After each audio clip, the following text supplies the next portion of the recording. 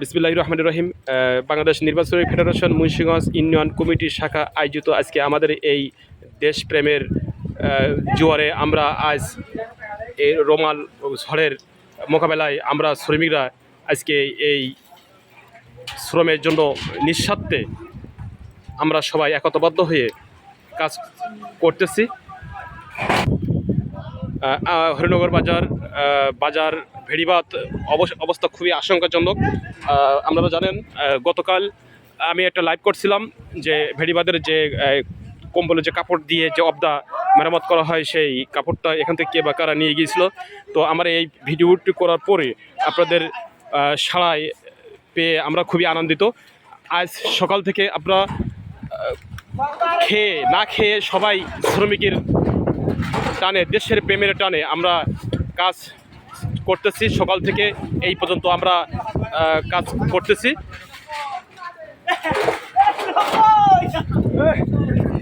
বাংলাদেশ নির্বাচনী ফেডারেশন কর্তৃক আমাদের এই শ্রমের ডাকে, নারীর টানে, প্রেরণের বন্ধনে মুন্সিগঞ্জ ইউনিয়ন হরিনগর বাজার যে ভেড়িবাঁধ খুবই ঝুঁকিপূর্ণ ছিল। আপনারা জানেন গতকাল থেকে এখানে খুবই অবস্থা আশঙ্কাজনক ছিল।